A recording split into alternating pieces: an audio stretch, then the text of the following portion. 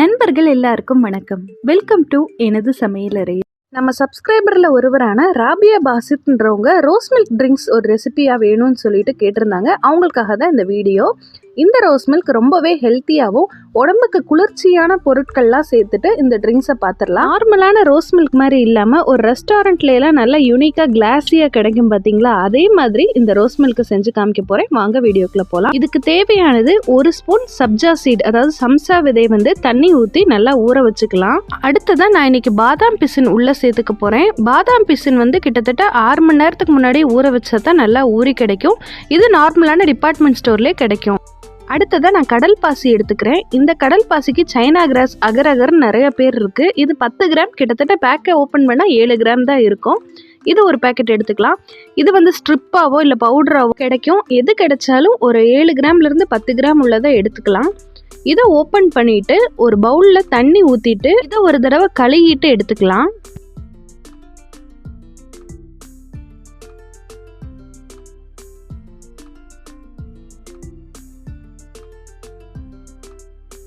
பாருங்க, இதை கழுகியாச்சு. இனி இதில் தண்ணி சேர்த்துட்டு கிட்டத்தட்ட ஒரு 10 நிமிஷம் ஊற வச்சிடலாம்.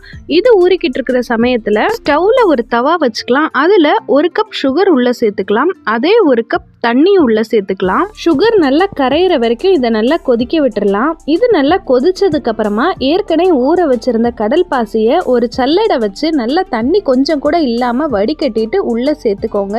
சேர்த்துட்டு ஒரு 5 நிமிஷம் நல்லா மிக்ஸ் பண்ணி விட்டுக்கலாம். அது நல்லா கரைஞ்சிரும். ஒரு 5 நிமிஷத்துலேயே கடல் பாசிகள்லாம் நல்லா மெல்ட் ஆயிருச்சு. இதை அப்படியே ஸ்டவ்வை ஆஃப் பண்ணிட்டு ஒரு பாத்திரம் எடுத்துக்கலாம். இந்த பாத்திரத்தில் இந்த ஏற்கனவே மெல்ட் பண்ணி வச்சிருக்கிற கடல் பாசியை ஒரு சல்லடை யூஸ் பண்ணி பாதி மட்டும் இந்த பிளேட்டில் ஃபில் பண்ணிக்கலாம். மீதி பாதி இருக்கட்டும். அதை நம்ம ஒரு வேற கலர் யூஸ் பண்ணி இதில் ட்ரை பண்ணலாம்.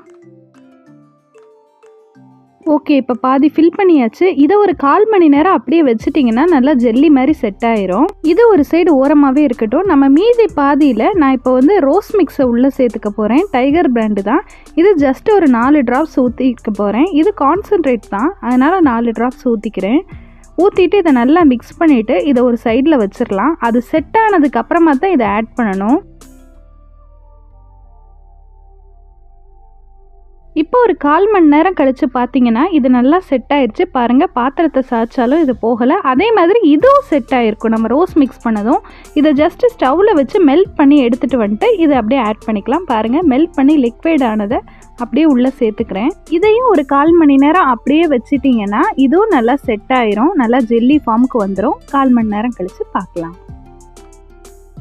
இப்போ பார்த்தீங்கன்னா இது ரெண்டுமே செட் ஆயிடுச்சு. பாருங்கள், இப்போ இதை கட் பண்ணிடலாம். ஒரு கத்தியோ இல்லை ஒரு பட்டர் நைஃபோ வச்சு கட் பண்ணிக்கலாம். கத்தியில் கட் பண்ணால் பிளேட்டில் கோடு விழுகுன்றதுக்காக நான் பட்டர் நைஃப் யூஸ் பண்ணி இப்படி குட்டி குட்டியாக கட் பண்ணிக்கிறேன். அடுத்து இந்த சைடு வச்சு கிராஸாக கட் பண்ணிக்க போகிறேன். இதனால் நம்மளுக்கு ஒரு நல்ல ஒரு டைமண்ட் ஷேப்பில் ஜெல்லிஸ் ஃபார்ம் கிடைக்கும்.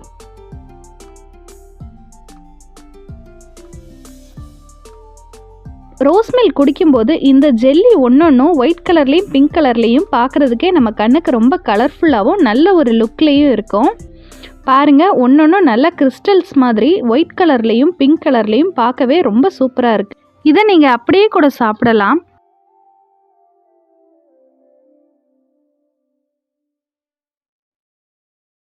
அடுத்ததாக ஒரு அகலமான பவுல் எடுத்துக்கோங்க.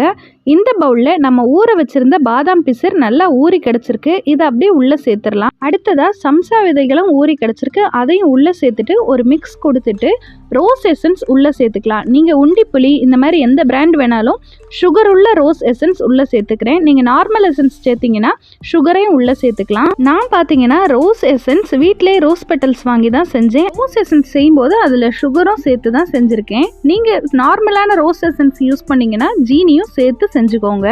இல்லாட்டி இந்த உண்டிப்புளி இந்த மாதிரி பிராண்டெல்லாம் வாங்கினீங்கன்னா அதிலே இனிப்பும் கலந்து தான் இருக்கும். அடுத்ததாக தேவையான அளவு பால் உள்ளே சேர்த்துக்கலாம்.